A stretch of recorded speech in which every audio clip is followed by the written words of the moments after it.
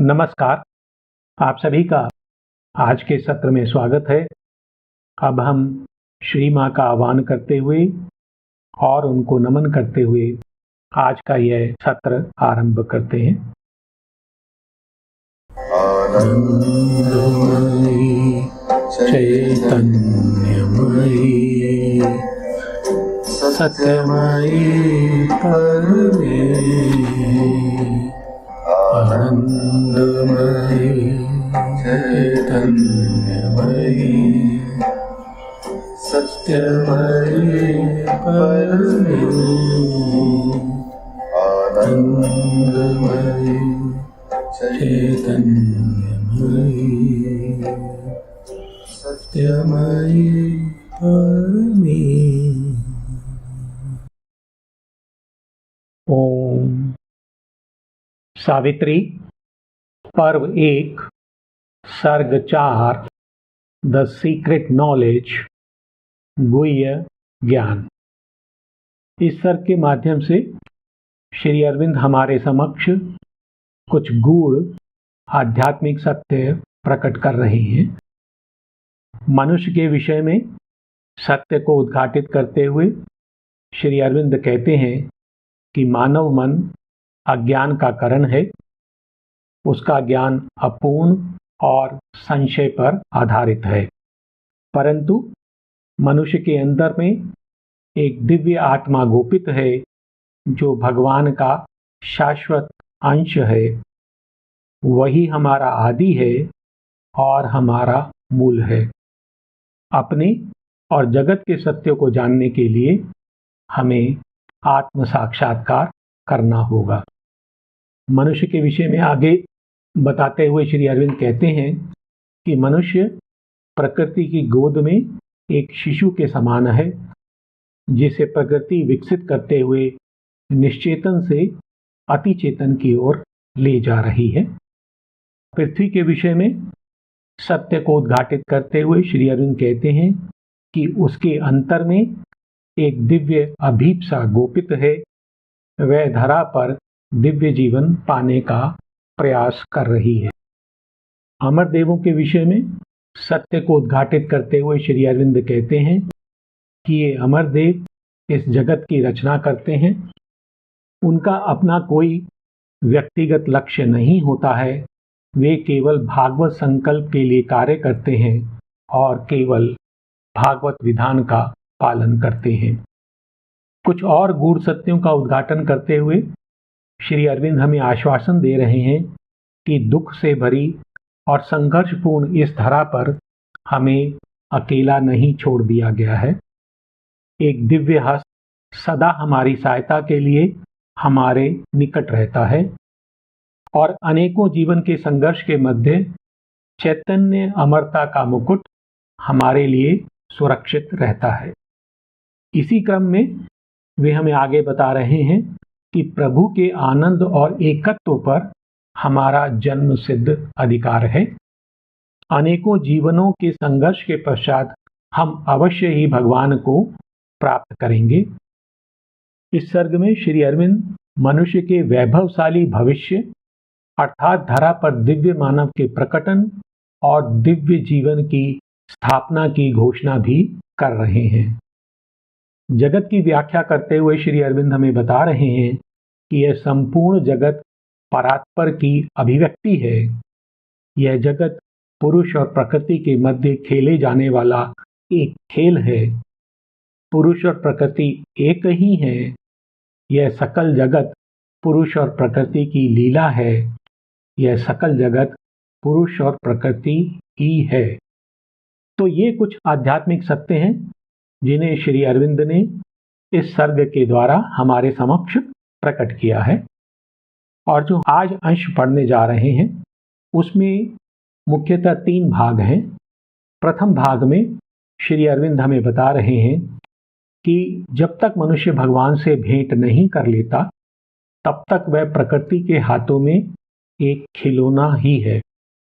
पुरुष ने स्वयं को प्रकृति को समर्पित कर दिया है। प्रकृति जो कुछ भी उसे बनाना चाहती है, पुरुष वही बनने के लिए अपनी सहमति दे देता है। दूसरे भाग में श्री अरविंद हमें बता रहे हैं कि वह परम एक इस जगत की रचना कर इस जगत में स्वयं प्रवेश कर गया है और यहाँ वह अपनी शक्ति संग लीला कर रहा है। हमारे अंतर में भी वह चैत्य पुरुष के रूप में स्थित है जो इस जगत में जन्म ले, जगत के सुख और दुख को भोगते हुए उनके द्वारा विकसित होता है। और आज के अंतिम भाग में श्री अरविंद हमें बता रहे हैं कि परम एक ने अपनी सत्ता से ही असंख्य जीवों का सृजन किया है। उसी ने मानव का रूप धारण किया है कि हम उसके समान दिव्य बन सकें। वे कहते हैं कि हम भगवान के पुत्र हैं और हमारे जीवन का लक्ष्य है कि हमें उनके जैसा बनना है।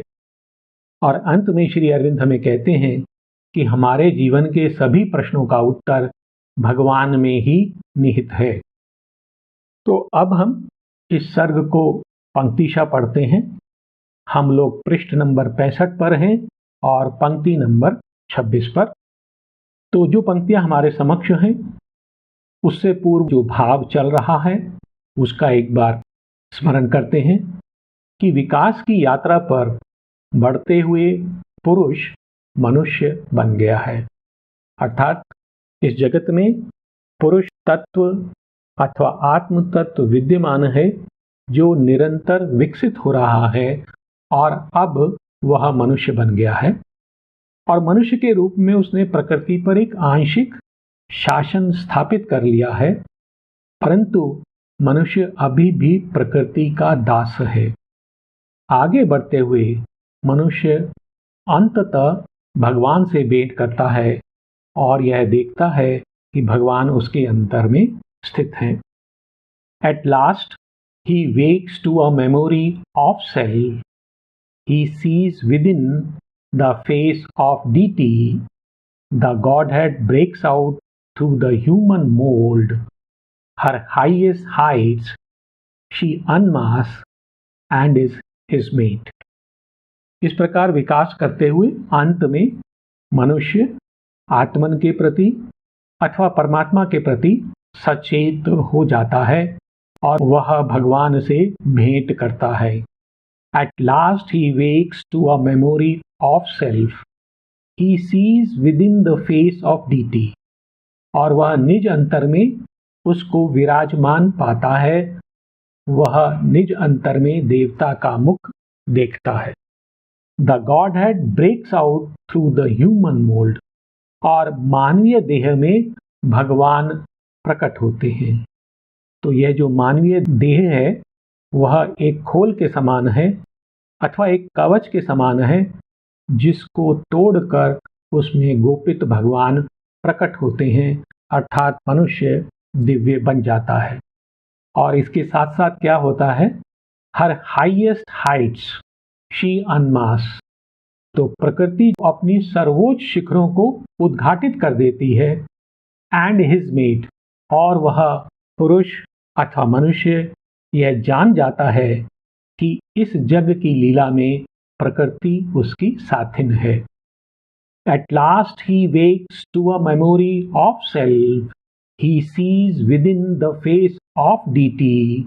The Godhead breaks out through the human mold. Her highest heights she unmasks and is his mate. Till then, अर्थात जब तक मनुष्य भगवान से भेंट नहीं कर लेता, till then he is a plaything in her game. तो जब तक मनुष्य भगवान से भेंट नहीं कर लेता तब तक मनुष्य प्रकृति के खेल में एक खिलौने के समान है। Till then he is a plaything in her game, her seeming regent, yet her fancy's toy, a living robot moved by her energy springs. He acts as in the movements of a dream, an automaton stepping in the grooves of fate. He stumbles on, driven by her whip of force. His thought labors a bullock in time's fields. His will, he thinks his own, is shaped in her forge. तो जब तक मनुष्य भगवान से भेंट नहीं कर लेता तब तक मनुष्य प्रकृति के खेल में एक खिलौना मात्र है. Till then he is a plaything in her game, her seeming regent. और ऐसा प्रतीत होता है कि वह प्रकृति का शासक है. तो जो मनुष्य है वो ये समझता है कि वह प्रकृति का शासक है, राजा है और वह प्रकृति पर शासन करने का प्रयास करता है. हर सीमिंग रेजेंट यट हर फैंसी टॉय, परंतु फिर भी वह प्रकृति की सनकों का खिलौना है. तो यद्यपि मनुष्य अपने को प्रकृति का स्वामी समझता है परंतु वह वस्तुतः प्रकृति की सनकों का खिलौना है. A living robot moved by her energy spring, और वह एक जीवंत रोबोट के समान है. रोबोट उसके अंदर जो प्रोग्राम भर दिया जाता है उसके अनुसार चलता है. उसी प्रकार से मनुष्य जीवंत तो है परंतु वह एक रोबोट के समान है और जो प्रकृति की ऊर्जा है उसके कारण वह गति करता है. A living robot moved by her energy spring, he acts as in the movements of a dream. तो वो ऐसे कार्य करता है जैसे वह किसी स्वप्न में जी रहा हो, अर्थात वह सत्य को नहीं जानता और कार्य करता रहता है. He acts as in the movements of a dream, an automaton stepping in the grooves of fate. तो वह एक स्वचालित यंत्र के समान है जो भाग्य के खांचों में चल रहा है. भाग्य उसके लिए मार्ग निर्धारित करता है. जो ग्रूव्स भाग्य बनाता है उसके अंतर में वह एक स्वचालित यंत्र के समान आगे बढ़ता है. An automaton stepping in the grooves of fate, he stumbles on driven by her whip of force. और जो प्रकृति की शक्ति है उसे चाबुक से संचालित करती है, उस पर अपनी शक्ति का प्रहार करती है और वह पुरुष लड़खड़ाते हुए आगे बढ़ता है. He stumbles on driven by her whip of force. His thought labors, और ऐसा उसे प्रतीत होता है कि वह अपने विचारों से श्रम कर रहा है. His thoughts labors a bullock in time's field, परंतु उसके विचार कैसे हैं? जैसे काल के खेतों में एक बैल श्रम कर रहा हो, अर्थात वो काल में बंधा हुआ है एक बैल के समान और वह घूमता जा रहा है. His will he thinks his own, और जो उसकी इच्छाएं उसके अंतर में उत्पन्न होती हैं वह समझता है कि वह उसकी अपनी इच्छाएं हैं. Is shaped in her forge, परंतु वे इच्छाएं प्रकृति की भट्टी में आकार लेती हैं, अर्थात प्रकृति द्वारा निर्मित होती हैं. अर्थात हमारे विचार और हमारे संकल्प दोनों ही प्रकृति के वश में होते हैं. और ये कब तक होता है? जब तक मनुष्य भगवान से भेंट नहीं कर लेता तब तक मनुष्य प्रकृति के लिए खिलौना मात्र है. और यह जो विधान है जो श्री अरविंद हमें बता रहे हैं यह हम सब पर लागू होता है. हम सोचते हैं कि जो प्रेरणा हमारे अंदर में उत्पन्न हुई है वह हमारी अपनी प्रेरणा है, परंतु वह प्रकृति से उत्पन्न होती है. तो वास्तव में प्रकृति तमस, रजस और सत्व द्वारा हमें चलाती रहती है. Till then he is a plaything in her game, her seeming regent, yet her fancy's toy, a living robot moved by her energy spring. He acts as in the movements of a dream, an automaton stepping in the grooves of fate. He stumbles on driven by her whip of force. His thought labors a bullock in time's field. His will he thinks his own is shaped in her forge. तो एक प्रकार से जो पुरुष है अथवा जिसको हम मनुष्य के रूप में भी जानते हैं, प्रकृति के हाथ में एक खिलौने के समान ही है। और इस खेल में पुरुष स्वयं स्वीकृति से भागीदार है। उसने प्रकृति के समक्ष अपने आप को पूर्ण रूप से समर्पित कर दिया है। Obedient to world nature's dumb control, driven by his own formidable power, his chosen partner in a titan game, her will he has made the master of his fate, her whim the dispenser of his pleasure and pain. He has sold himself into her regal power for any blow or boon that she may choose. तो यहाँ पर पुरुष का समर्पण है प्रकृति के समक्ष और एक पूर्ण समर्पण है। Obedient to world's nature, dumb control. तो जो पुरुष है वो विश्व प्रकृति के मूक निर्देशों का अनुसरण करता है। वो जो निर्देश हैं वो मूक हैं, अर्थात वो स्पष्ट नहीं है, और उन निर्देशों का पुरुष अनुसरण करता है। Obedient to world's nature's dumb control, driven by his own formidable power. और यह जो प्रकृति की शक्ति है वो उसकी स्वयं की शक्ति है। यह एक दुर्जय शक्ति है, उसी द्वारा वह संचालित होता है। Driven by his own formidable power. आरंभ में आज जब इसकी भूमिका देख रहे थे तो एक पंक्ति आई थी कि पुरुष और प्रकृति एक ही है, अर्थात यह जो शक्ति है वह पुरुष की ही है। Driven by his own formidable power, his chosen partner in a titan game. और यह जो एक विशाल खेल चल रहा है उसमें स्वयं प्रकृति को अपने साथी के रूप में चुना है। His chosen partner in a titan game, अर्थात उसने उसमें अपनी सहमति दी है। Her will he has made the master of his fate. और उसका समर्पण किस प्रकार का है कि उसने प्रकृति के संकल्प को अपनी नियति का स्वामी बना लिया है, अर्थात प्रकृति जो कुछ भी उसके साथ करना चाहे वह उसके लिए सहमत है, तत्पर है। Her will he has made the master of his fate, her whim the dispenser of his pleasure and pain. और जो प्रकृति की इच्छाएं हैं, जो उसकी सनकें हैं, उनको अपने सुख और दुख की दात्री बना दिया है, अर्थात उसने अपने आप को पूर्ण रूप से प्रकृति के हाथ में छोड़ दिया है। He has sold himself into her regal power. उसने स्वयं को उस शाही शक्ति के समक्ष समर्पित कर दिया है। फॉर एनी ब्लो और बून दैट शी मे चूज। और प्रकृति उसके लिए कोई भी आघात अथवा कोई भी वरदान चुन सकती है, यह स्वीकृति उसने दी है। तो यह पुरुष का प्रकृति के प्रति समर्पण है और प्रकृति पुरुष को एक खिलौने के समान निश्चेतन से अतिचेतन की ओर ले जा रही है, उसे विकसित कर रही है।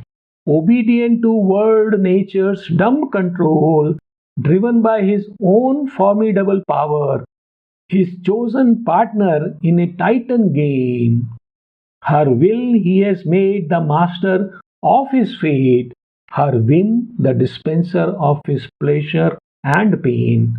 He has sold himself into her regal power for any blow or boon that she may choose. और यही भाव इन पंक्तियों में है। Even in what is suffering to our sense, he feels the sweetness of her mastering touch. तो हमारे जीवन में दो सत्ताएं रहती हैं। जो हमारी बाह्य सत्ता है उसको दुख और सुख का अनुभव होता है। Even in what is suffering to our sense, तो यहाँ तक कि जो हमारी समझ में दुख है, he feels the sweetness of her mastering touch, उसमें भी वह उसके अभिभूत करते हुए हाथों की मधुरता अनुभव करता है। अर्थात जब हम दुख में होते हैं तब हमारी आत्मा उसमें आनंदित होती है। ऐसी पंक्तियां आगे भी आती हैं सावित्री में, बहुत सुंदर पंक्तियां हैं कि किस प्रकार से जब हम दुख में होते हैं तब भी हमारी आत्मा उसमें आनंदित होती है। Even in what is suffering to our sense, he feels the sweetness of her mastering touch. In all experience meets her blissful hands.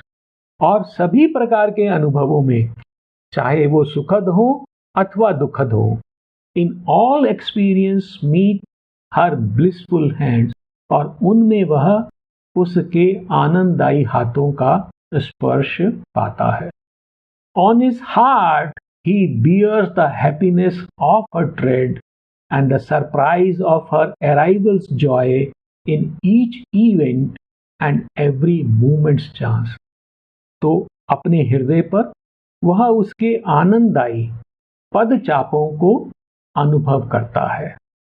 On his heart he bears the happiness of her tread and the surprise of her arrival's joy in each event and each moment's chance. और प्रत्येक घटना में और प्रत्येक क्षण में उसके उपस्थित होने का, उसके आगमन के आनंद का आश्चर्य वो वहन करता है। अर्थात वो प्रत्येक क्षण में, प्रत्येक घटना में वह प्रकृति को जानकर उसमें आनंदित होता है। Even in what is suffering to our sense, he feels the sweetness of her mastering touch. In all experience meets her blissful hands. On his heart he bears the happiness of her tread and the surprise of her arrival's joy in each event and every moment's chance. और पुनः पुरुष का प्रकृति के प्रति जो समर्पण है उसका वर्णन है कि प्रकृति जो कुछ भी करती है पुरुष की दृष्टि में वह अद्भुत होता है, और प्रकृति उसे जो कुछ भी बनाना चाहती है वह उसमें अपनी सहमति दे देता है। All she can do is marvelous in his sight. प्रकृति जो कुछ भी करती है उसकी दृष्टि में वह अद्भुत है। He revels in her, a swimmer in her sea. तो वह उसमें रहते हुए मस्ती करता है, आनंद लेता है, आमोद प्रमोद करता है। He revels in her, a swimmer in her sea. जैसे उसके सागर में वह एक तैराक है। He revels in her, a swimmer in her sea, a tireless amateur of her word delight. और उसके विश्व आनंद का वह एक ऐसा रसिया है जो कभी थकता नहीं है, अर्थात वो सदा उसके आनंद का रस लेता है। He rejoices in her every thought and act and gives consent to all that she can wish. तो वह उसके प्रत्येक विचार में और प्रत्येक कार्य में आनंद लेता है। He rejoices in her every thought and act and gives consent to all that she can wish. और वह जो कुछ भी चाहती है उसे वह अपनी सहमति दे देता है। Whatever she desires, he wills to be. और उसका समर्पण किस प्रकार का है कि वह जो कुछ भी उसे बनाना चाहती है, जो कुछ भी प्रकृति की इच्छा है वह वही बनना चाहता है, अर्थात उसने अपना संकल्प, अपनी इच्छा पूर्ण रूप से प्रकृति के समक्ष समर्पित कर दी है। All she can do is marvelous in his sight. He revels in her, a swimmer in her sea, a tireless amateur of her word delight. He rejoices in her every thought and act and gives consent to all that she can wish. Whatever she desires, he wills to be. और अब एक नया भाव आरंभ हो रहा है। वो इस प्रकार से है कि वह परम एक इस जगत की रचना कर उसमें प्रवेश कर गया है और उसने स्वयं को काल और देश में सीमित कर लिया है, और वह इस जगत में रहते हुए अपनी शक्ति के साथ लीला करता है और सुखों और दुखों को भोगते हुए विकसित होता है। इससे संबंधित एक पंक्ति आती है तैत्तिरीय उपनिषद में। एक अंश है पंक्ति का, बहुत महत्वपूर्ण पंक्ति है। वो इस प्रकार से है, तत् सृष्ट्वा तत् एव अनुप्राविशत।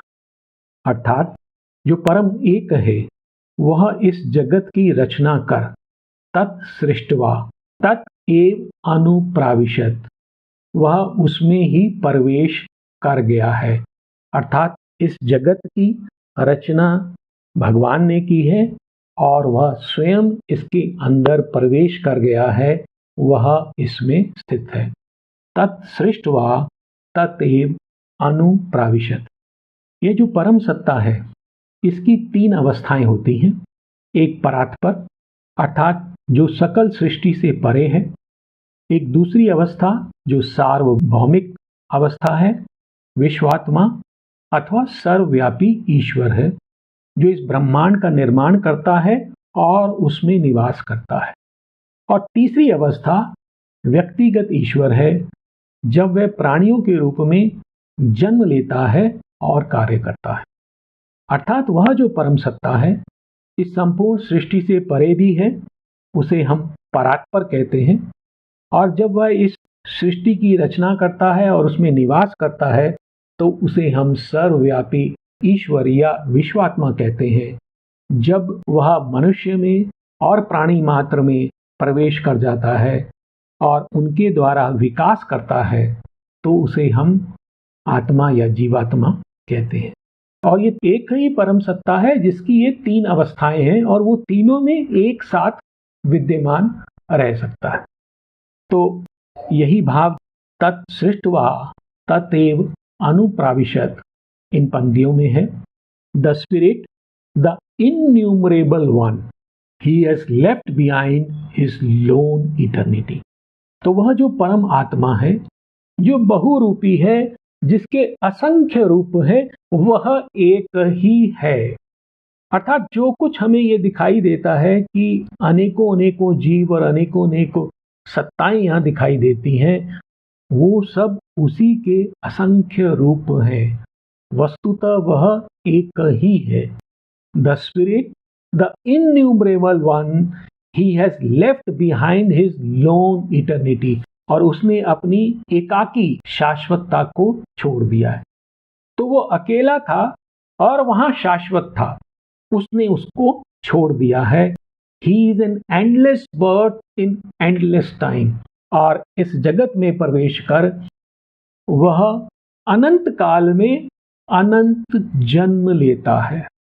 He is an endless birth in endless time. वो जो काल से परे था वह काल में प्रवेश करता है और अनंत जन्म लेता है, भोगता है।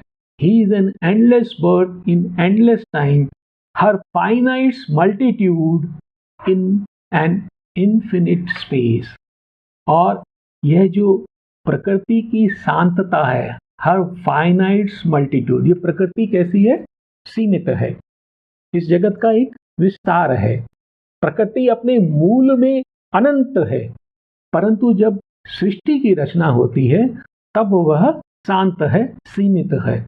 हर फाइनाइट मल्टीट्यूड, और यहाँ पर अनेकता है, अनेकों अनेक यहाँ जीव हैं।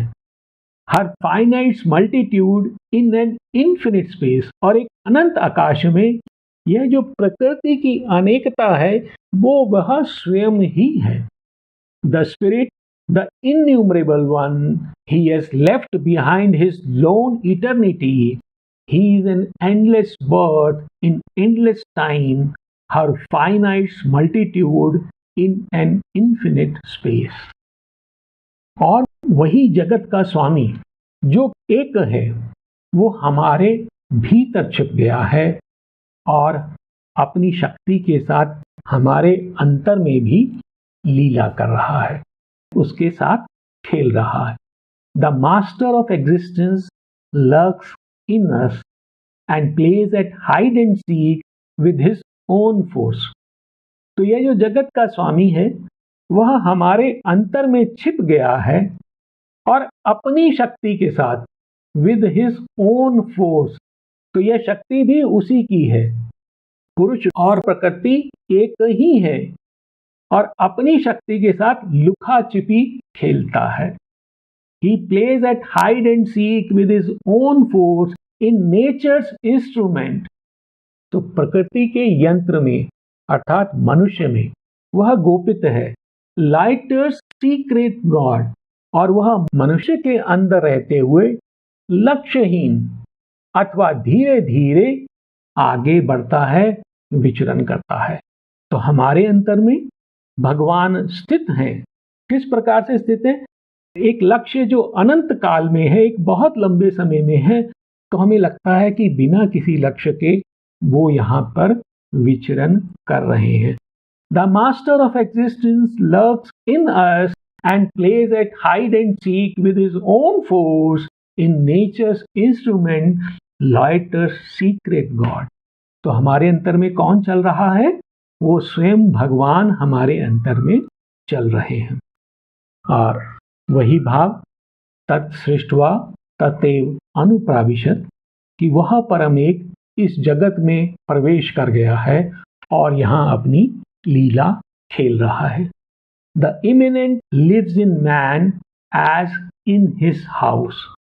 यह जो अंतर्गोपित सत्ता है, जो हमारे अंतर में स्थित है, अंतर में विराजमान है, अंतर्वर्ती है, the immanent lives in man, वो मनुष्य में ऐसे रहती है जैसे वह अपने घर में रह रही हो। The immanent lives in man as in his house, he has made the universe his pastime field. और उसने ब्रह्मांड को अपने मनोरंजन का क्षेत्र बना लिया है, a vast gymnasium of his work of might. और उसकी शक्ति के कार्यों की एक विशाल व्यायामशाला उसने इस जगत को बना दिया है। तो यहाँ पर पुरुष रूप में वह कार्य कर रहा है। किसके द्वारा? अपनी शक्ति के द्वारा। The immanent lives in man as in his house, he has made the universe his pastime field, a vast gymnasium of his works of might. तो अर्थात यह एक विशाल व्यायामशाला है जिसमें उसकी शक्ति, वो परम एक की शक्ति अनेकोनेक कार्य कर रही है। और यह जो परम एक है, उसने स्वयं को सीमित कर लिया है, उसने अपने आप को काल में बांध लिया है, देश में सीमित कर लिया है। जब वह सृष्टि से परे है तो वह काल और देश से परे है, परंतु जब वह सृष्टि में उतरता है तब वह अपने को काल और देश में सीमित कर लेता है। All knowing he accepts our darkened state. तो वह सर्वज्ञ है। All knowing he accepts our darkened state, वह हमारी अंधकारमय स्थिति, जो अज्ञान की स्थिति है, उसको स्वीकार करता है। तो जो सर्वज्ञ है वो अज्ञ बन गया है। All knowing he accepts our darkened state, divine wears the shape of animal or man. वह भगवान है, दिव्य है, परंतु वह पशु या मनुष्य का रूप धारण करता है। Divine wears shape of animal or man. तो अर्थात यहाँ पर जो भी पशु हैं, जो पक्षी हैं, जो मनुष्य हैं, वो और कुछ नहीं, उसी भगवान के रूप हैं। Eternal he ascends to fate and time. वो जो शाश्वत है, जो काल से परे है, भाग्य से परे है, वह स्वयं को भाग्य और काल में बांध लेता है, सीमित हो जाता है। Immortal dailies with mortality. वह जो अमर है वह इस धरा पर नश्वरता के साथ खेल करता है। उसने मृत्यु को ओढ़ लिया है और यहाँ पर एक खेल कर रहा है, परंतु वस्तुतः वह इमॉर्टल है, अमर है। All knowing he accepts our darkened state, divine wear shapes of animal or man, eternal he ascends to fate and time, immortal dallies with mortality। और यह जो परम चैतन्य है उसने अज्ञता को स्वीकार किया है। वो जो परमानंद है उसने अचेतना को स्वीकार किया है। The all conscious ventured into ignorance. तो जो परम चैतन्य है उसने अज्ञान में प्रवेश किया है। The all conscious ventured into ignorance, the all blissful bore to be insensible. और वो जो परम आनंदमयी है उसने अचेतन होना स्वीकार किया है, सहन किया है। The all conscious ventured into ignorance, the all blissful bore to be insensible. और जब वो इस जगत में जन्म लेता है तो वह सुख और दुख को भोगते हुए उनके द्वारा विकसित होता है। और ये किसकी बात हो रही है? ये हमारे चैत्य पुरुष की बात हो रही है। हमारा चैत्य पुरुष भी भगवान का अंश है, परंतु इस रूप में उसने अज्ञानता को, उसने दुख को, उसने मृत्यु को स्वीकार किया है, उसने खेलना स्वीकार किया है और उसमें रहते हुए, विचरण करते हुए, सुख और दुखों को अनुभव करते हुए वह धीरे धीरे आगे बढ़ता है। Incarnate in a world of strife and pain, he puts on joy and sorrow like a robe. यह जो जगत है कैसा है? World of strife and pain. तो संघर्ष और पीड़ा से भरे इस जगत में इनकारनेट, उसने देह धारण की है। Incarnate in a world of strife and pain, he puts on joy and sorrow like a robe. तो ये जो हर्ष और दुख है उसके लिए सिर्फ वस्त्र के समान है, उसकी वह अपनी स्थिति नहीं है, वह केवल उसके ऊपर एक आच्छादित वस्त्र है। Incarnate in a world of strife and pain, he puts on joy and sorrow like a robe and drinks experience. और ये जो जीवन के अनुभव होते हैं उनको वो पीता है, उनको अनुभव करता है। कैसे? लाइक ए स्ट्रेंथनिंग वाइन, एक ऐसी मदरासम अथवा एक सोम रस के समान जो उसको शक्ति प्रदान करती है। अर्थात चैत्य पुरुष जीवन के सुख और दुख से होते हुए उनको एक शक्तिदायी सोम रस के समान पीते हुए विकसित होता है। Incarnate in a world of strife and pain, he puts on joy and sorrow like a robe and drinks experience like a strengthening wine. और ये कौन है? ये वही परमात्मा है जिसने एक इंडिविजुअल के रूप में इस धरा पर, अर्थात एक प्राणी के रूप में इस धरा पर जन्म लिया है। और वह कहाँ निवास करता है?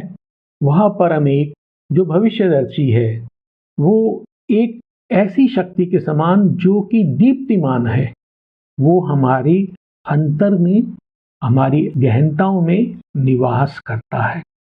He whose transcendence rules the pregnant vast. He whose transcendence rules the pregnant vast. तो ये जो विस्तार हैं, अनंत विस्तार हैं, जो गर्भित हैं, जो वेकेंट नहीं हैं, जिनके अंदर इस सृष्टि का बीज छिपा हुआ है, जिनके ऊपर वह शासन करता है। He whose transcendence rules the pregnant vast. प्रीसिएंट, वह भविष्यदर्शी। नाउ, वह अब dwells in our subliminal depths, वो अब हमारे अंतस्थलीय गहनताओं में निवास करता है। वो गहनताएं जो हमारे सतह पर नहीं हैं। प्रीसिएंट, भविष्यदर्शी, वो वहां निवास करता है और जानता है। नाउ, अभी, ड्वेल्स, कहाँ निवास कर रहा है? इन अवर सबलिमिनल डेप्थ्स, वो हमारे अंतर में, हमारी गहनताओं में वह निवास कर रहा है। वह भविष्यदर्शी है, वही परात्पर है। ए लुमिनस इंडिविजुअल पावर अलोन, और वो कैसे है? वहां पर दीप्तिमान है, व्यक्तिगत है और दिव्य शक्ति सम वह एकाकी है। तो वह एक हमारे अंतर में विद्यमान है। He whose transcendence rules the pregnant vast, prescient now dwells in our subliminal depths, a luminous individual power alone. वही एकमात्र है जो हमारे अंतर में निवास करता है। अब एक तीसरा भाव आरंभ हो रहा है जिसमें वर्णन है कि उस परम एक ने, उस परात्पर ने इस जगत का निर्माण कैसे किया। The absolute, the perfect, the alone, ये उसका डिस्क्रिप्शन है। वो कौन है? एब्सोल्यूट है, अर्थात उसको किसी भी और सत्ता से कंपेयर नहीं किया जा सकता, उसकी तुलना नहीं की जा सकती। क्यों? द अलोन, क्योंकि वो एकमात्र है और कोई वहां पर उपस्थित ही नहीं है, उसके अतिरिक्त इस जगत में और कोई नहीं है। द एब्सोल्यूट, उसको किसी से भी कंपेयर नहीं किया जा सकता। वो सर्व शक्तिमान है, सर्वोपरि है, परम निरपेक्ष है। द एब्सोल्यूट, द परफेक्ट, वह पूर्ण है। द अलोन, वह एक है, अकेला है, अर्थात कोई भी और वहां पर नहीं है। Has called out of the silence his mute force, और उसी परम एक ने अपनी परम नीरवता से, आउट ऑफ द साइलेंस, अपनी शक्ति का आह्वान किया है। तो उस परम एक ने, उस परात्पर ने, the absolute, the perfect, the alone, उसने अपनी ही शांति से, अपने ही अंतर से, अपनी ही शक्ति को आह्वान किया है। Where she lay in the featureless and formless hush, और वो कहाँ स्थित थी? Where she lay in the featureless and formless hush, तो एक ऐसा मौन है जो निर्गुण है, फीचरलेस, फॉर्मलेस, जो निराकार है। एक ऐसा मौन जिसकी उपमा नहीं दे सकते, जिसके बारे में हम कुछ कह नहीं सकते। Where she lay in the featureless and formless hush, guarding from time by her immobile sleep, और वो किसमें है? वह जो शक्ति है एक निश्चल निद्रा में स्थित है और वहां रहते हुए वह रक्षा कर रही है। Guarding from time by her immobile sleep, और वो किससे रक्षा कर रही है? काल से। The ineffable puissance of his solitude, और उसकी एकांत की ऐसी शक्ति जो अकथनीय है, इनअफेबल, जिसके बारे में कुछ कहा नहीं जा सकता, उसकी काल से रक्षा कर रही है। अर्थात अभी वह शक्ति ने काल में प्रवेश नहीं किया है। तो यह उस परम एक की स्थिति है। The absolute, the perfect, the alone has called out of the silence his mute force, where she lay in the featureless and formless hush, guarding from time by her immobile sleep the ineffable puissance of his solitude. तो ये उस परात्पर की, उस परम एक की स्थिति का वर्णन भी कर रहे हैं और उसने जग का कैसे निर्माण किया, उसकी जो घटना है उसके बारे में भी बता रहे हैं। Has called out of the silence his mute force, उसने अपनी शक्ति को पुकारा और उसका आह्वान किया और इस जगत का सृजन का कार्य किया। उसी के बारे में कि वही परम एक इस जगत में प्रवेश कर गया है और इन असंख्य जीवों का सृजन भी उसी ने किया है। तो वो परात्पर भी है, वो विश्वात्मा भी है और वह जीवात्मा भी है। The absolute, the perfect, the alone has entered with his silence into space, उसने अपने को सीमित किया, स्पेस में बांधा और वह उसमें प्रवेश कर गया। The absolute, the perfect, the alone has entered with his silence into space, he has fashioned these countless person of one self. तो ये जो असंख्य जीव यहां दिखाई देते हैं, उसने ही अपनी एक आत्मसत्ता से उनको गढ़ा है। तो इन असंख्य जीवों का निर्माण भी उसी ने किया है। He has built a million figures of his power. और अपनी शक्ति से उसने लाखों रूप बनाए हैं, वह शक्ति भी उसी की है। He lives in all who live in his vast alone. और वह सभी जीवों में और सभी पदार्थों में उपस्थित रहता है जो अपने विस्तार में एकाकी रहता था। तो वही एक है जो इस जगत में मनुष्य रूप में और प्राणी मात्र में प्रवेश कर गया है। Space is himself and time is only he. और यह जो आकाश है वह भी उससे परे नहीं है, उसी ने उसको जन्म दिया है, काल को भी उसी ने जन्म दिया है। आकाश और काल दोनों वही है, अर्थात उसके अतिरिक्त इस जगत में और कुछ नहीं है। The absolute, the perfect, the alone has entered with his silence into space. He has fashioned these countless persons of one self. He has built a million figures of his power. He lives in all who lived in his vast alone. Space is himself and time is only he. और अब ये पंक्तियां हैं जो मैं बता रही हैं कि वह परम एक उसने मनुष्य का रूप धारण क्यों किया है। The absolute, the perfect, the immune, तो वह परम निरपेक्ष, परम पूर्ण और अभेद्य, अविकारी, जिसको कोई भी छू नहीं सकता। The absolute, the perfect, the immune, one who is in us as our secret self. एक बार पुनः बता रहे हैं कि वही हमारे अंतर में हमारी गुह्य सत्ता के रूप में विद्यमान है। The absolute, the perfect, the immune, one who is in us as our secret self, our mask of imperfection has assumed. उसी ने यह जो हमारा चोला है, जो अज्ञानता से पूर्ण है, अपूर्णता से भरा हुआ है, उसको धारण किया है।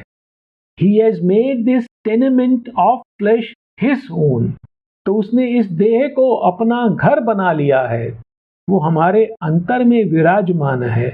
He has made this tenement of flesh his own, his image in the human measure cast. और उसने अपनी छवि को मनुष्य के रूप में गढ़ा है। क्यों? That to his divine measure we might rise. कि हम उसकी दिव्यता सम उन्नत हो सके। तो वो मनुष्य इसलिए बन गया है कि हम उसके जैसे बन सके। The absolute, the perfect, the immune, one who is in us as our secret self, our mask of imperfection has assumed. He has made this tenement of flesh his own, his image in the human measure cast, that to his divine measure we might rise. और उसने यह जो नश्वर मनुष्य है उस पर एक योजना आरोपित कर दी है। वो योजना क्या है कि उसको दिव्य बनना है, उसको अति चेतन को प्राप्त करना है, उसको भगवान से भेंट करना है। Then in a figure of divinity the maker shall recast us. और तब वह जो जग सृजक है, जिसने इस जग की रचना की है, then in a figure of divinity, वो हमें एक दिव्य आकृति में ढालेगा। Then in a figure of divinity that maker shall recast us and impose a plan of Godhead on mortal's mold, or lifting our finite minds to his infinite, touching the movement with eternity. तो वो क्या करेगा? Lifting our finite minds, तो हमारा जो सीमित मन है उसको अनंत बना देगा। Lifting our minds to his infinite, touching the movement with eternity, हमारा जो छोटा सा समय है, काल है, उसको अनंतता से स्पर्श कर देगा, अर्थात उसमें दिव्यता भर देगा। Touching the moment with eternity, और इसके साथ वो क्या करेगा, and impose a plan of godhead on the mortal's mode, और नश्वर देव पर देवत्व की योजना लागू कर देगा। तो यह उसने कार्य चुना है। Then in a figure of divinity the maker shall recast us and impose a plan of Godhead on the mortal's mold, lifting our finite minds to His infinite, touching the moment with eternity। और ये अंतिम slide है। अब बहुत सारगर्भित पंक्तियां हैं, सुंदर पंक्तियां हैं। This transfiguration is earth's due to heaven. यह जो रूपांतरण है, यह पृथ्वी का स्वर्ग के प्रति दायित्व है। This transfiguration is earth's due to heaven, a mutual debt binds man to the supreme। एक पारस्परिक ऋण है जो मनुष्य को भगवान से बांधता है, और वो ऋण क्या है? His nature we must put on as he put ours। वो कह रहे कि ये ऋण ये है कि उस परम एक ने हमारी सत्ता को स्वीकार किया है, उसमें हमारी अपूर्णता को स्वीकार किया है, उसमें हमारी सत्ता को अपना धाम बनाया है, निवास बनाया है। तो हमें भी उसकी प्रकृति को धारण करना चाहिए जैसे उसने हमारी प्रकृति को धारण किया है। His nature we must put on as he put ours। तो ये हमारा म्यूचुअल डेट है कि भगवान इस धरा पर हमारे रूप में उतरा है, अब हमें इस धरा पर भगवान बनना है, तो हमें दिव्य जीवन को प्राप्त करना है। This transfiguration is earth's due to heaven, a mutual debt binds man to the supreme. His nature we must put on as he puts ours. We are sons of God. हम भगवान के पुत्र हैं, and must be even as he. हमें उसके जैसा बनना होगा। His human portion we must grow divine. हम उसके मानवीय अंश हैं, हमें दिव्य बनना होगा। This transfiguration is earth's due to heaven, a mutual debt binds man to the supreme. His nature we must put on as he put ours. We are sons of God and must be even as he, his human portion we must grow divine। और आज की ये अंतिम पंक्ति है, our life is a paradox with God for key। बहुत महत्वपूर्ण पंक्ति है कि यह जो हमारा जीवन है वो एक पहेली के समान है, क्योंकि ये विरोधाभासों से भरा हुआ है। our life is a paradox, यह एक पहेली है। हमारी आत्मा अमर है, परंतु हमारी देह नश्वर है। हम मृत्यु को प्राप्त करते हैं, परंतु अमरता की कामना करते हैं। यह हमारे अंदर विरोधाभास है। हम सदा सुख और दुख से घिरे रहते हैं, और हम आनंद की कामना करते हैं। हमारा ज्ञान अज्ञान से ढका रहता है, अपूर्ण रहता है, संशयात्मक होता है, और हम परम ज्ञान की चाह करते हैं। यह एक विरोधाभास है, और हमारे जीवन में इन विरोधी शक्तियों का एक सतत संघर्ष चलता रहता है। वो शक्तियाँ जो हमें नीचे की ओर खींचती हैं, और वो शक्तियाँ जो हमें ऊपर की ओर ले जाना चाहती हैं। तो यह जो हमारे जीवन की पहेली है, उसकी जो कुंजी है, उसका जो उत्तर है, वो एकमात्र ईश्वर में है। वही हमारे जीवन को अर्थ प्रदान करता है, वही हमारी सभी समस्याओं का समाधान करता है, और वही हमें हमारे लक्ष्य को प्रकट करता है। Our life is a paradox with God for key. अब हम जो पंक्तियां हमने पढ़ी हैं, उनमें जो आध्यात्मिक सत्य श्री अरविंद ने हमारे समक्ष प्रकट किए हैं, एक बार उनको रिवाइज कर लेते हैं, उनका स्मरण कर लेते हैं। तो जो प्रथम भाव था उसमें श्री अरविंद हमें बता रहे थे कि जब तक मनुष्य भगवान से भेंट नहीं कर लेता तब तक वह प्रकृति का स्वामी नहीं बन सकता, तब तक वह प्रकृति के हाथों में एक खिलौना है। और यह जो जग जिस प्रकार से चल रहा है उसमें पुरुष ने स्वयं को प्रकृति को समर्पित कर दिया है। उसने अपने संकल्प को, अपने सुख और दुख सभी को उस प्रकृति को समर्पित कर दिया है। प्रकृति जो कुछ भी उसे बनाना चाहती है वह पुरुष वही बनने के लिए अपनी सहमति दे देता है। दूसरे अंश में वह बता रहे हैं हमें कि वह परम एक इस जगत की रचना कर इस जगत में प्रवेश कर गया है और यहाँ अपनी शक्ति के साथ लीला कर रहा है। तो पुरुष और प्रकृति एक ही हैं और प्रकृति पुरुष की ही शक्ति है और वह दोनों मिलकर इस जगत में लीला कर रहे हैं। इसको उपनिषद की भाषा में कहें तो तत्सृष्ट्वा तत्तेव अनुप्राविशत्, और उसने स्वयं को काल और देश में सीमित कर लिया है। वह हमारे अंतर में भी चैत्य पुरुष के रूप में स्थित होता है और जगत में जन्म लेकर मृत्यु से होते हुए जगत के अन्य सुखों दुखों को भोगते हुए उनके द्वारा जन्म जन्मांतर धीरे धीरे विकसित होता है। और जो अंतिम अंश था उसमें श्री अरविंद हमें बता रहे थे कि परम एक ने अपनी सत्ता से असंख्य जीवों का सृजन किया है। अर्थात इस जगत में जो भी जीव हैं उनका सृजन परम एक ने किया है। उसने ही मानव रूप धारण किया है और वह मानव इसलिए बना है कि हम उसके समान दिव्य बन सकें।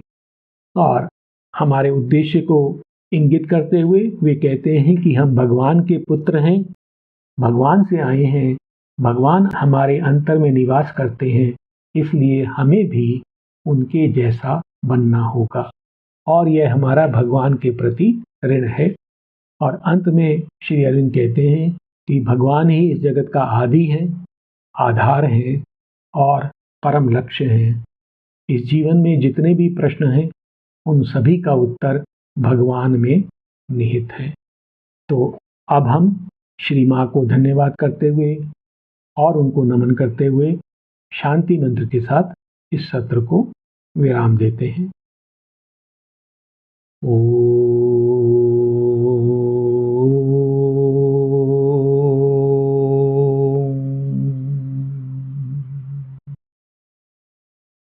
शांति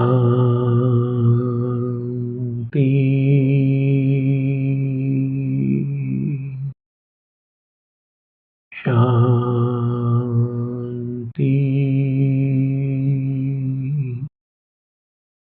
शांति।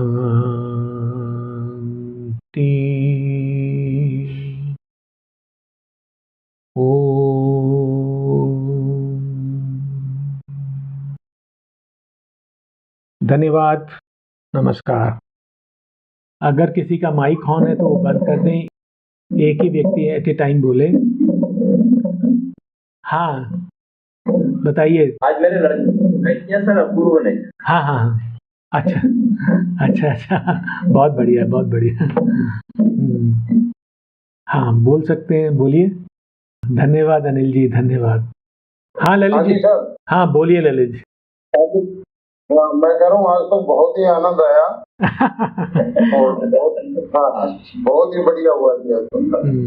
अच्छा, जो अपने पीछे के प्रोग्राम है हाँ हाँ वो सुने नहीं, वो सभी मैं YouTube पे डाल रहा हूँ। किसी कारणवश हम लोग पुराने नहीं डाल पाए। अभी 1 से लेके 4 तक टॉक्स आ चुकी हैं YouTube पर और 5 से लेके ये आज तक 11। तो ये जो करीब 7 टॉक्स बची हुई हैं वो मैं जैसे ही समय मिलता है उनको डालता जाऊंगा। तो वो ये तो बहुत बड़ी धरोहर हो जाएगी जी। जो नए अपने हिंदी भाषी क्षेत्र वाले हैं ना, हाँ उनको ये बहुत बढ़िया चीज है।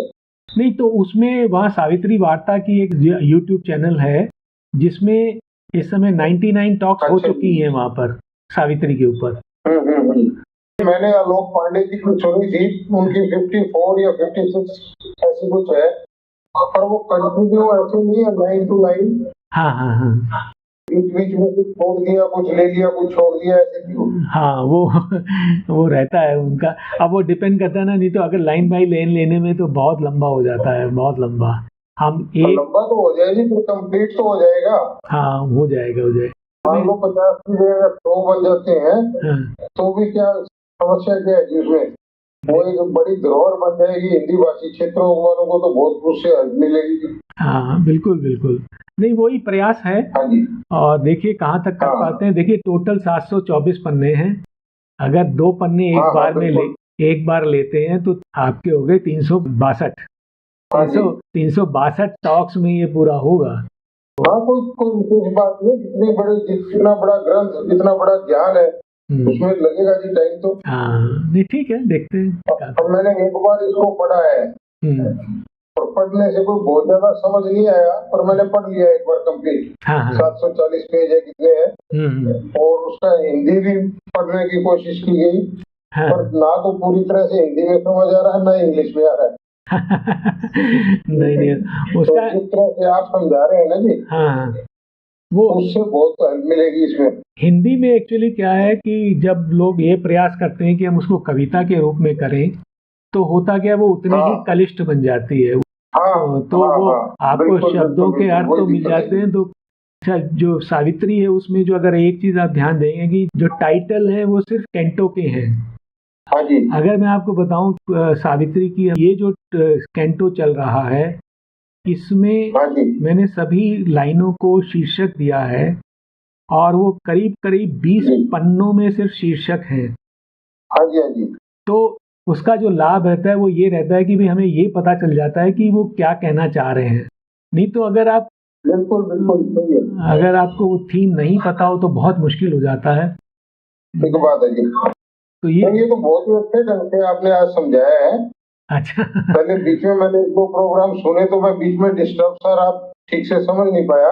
हाँ, तो आश्रम में बैठ के सुना, तो कभी कोई आ गया, कभी कुछ हो गया, तो उसमें चलता रहा। अच्छा। तो आज एकांत में बैठ के तो ठीक है, हम प्रयास तो कर रहे हैं। टोटल जो है 17 पन्ने हैं। हाँ जी। जिसमें से टाइटल है। हाँ जी। तो इसलिए जो है हर जगह क्या भाव है उसको एक सेंटेंस में डाल दिया है।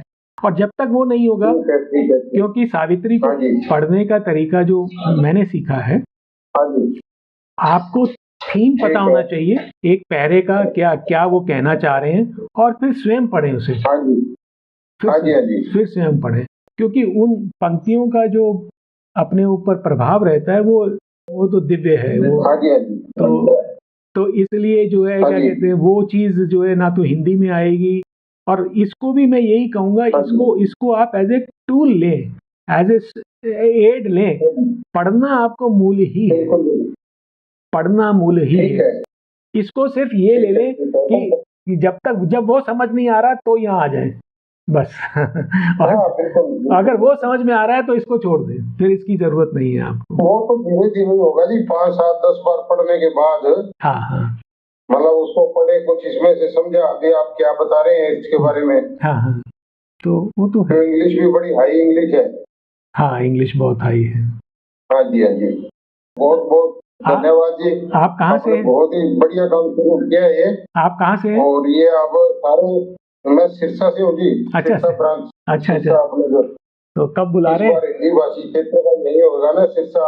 अच्छा, कब बुला रहे हैं फिर? तो आपसे मिलना भी होगा। हाँ जी, बिल्कुल बिल्कुल। 4-5 अक्टूबर की डेट फाइनल हुई है जी। अच्छा, ठीक है, बढ़िया बढ़िया। हाँ जी, आएंगे वहाँ आएंगे। तो आपको तो नजदीक है जयपुर से तो। हाँ, बिल्कुल बिल्कुल। पिछली बार उज्जैन गए थे।